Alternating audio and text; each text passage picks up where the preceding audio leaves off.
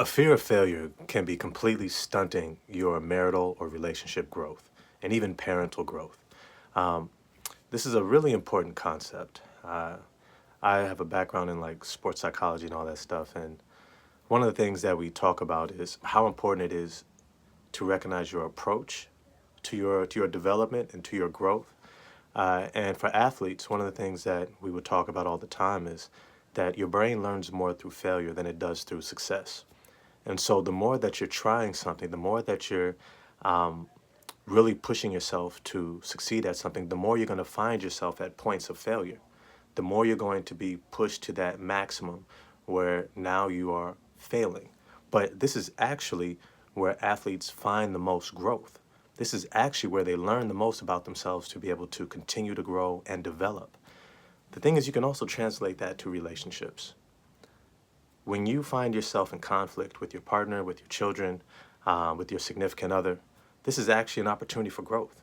It's an opportunity for you to continue to develop who you are in terms of your character and your ability to relate to one another, communication styles, needs, values, etc. But one of the things that really stunts a lot of relationships is that there's such an aversion to the conflict. There's such an aversion to getting things wrong and messing up and having to admit, oh, this is an opportunity for me to grow. And I think it's about mindset. It's about your approach to the moment, right? In sports, coaches come in and, I would be a coach, right? And then they look at film and they look at the game and they go, okay, this is where you did this instead of that. So we're going to work on this.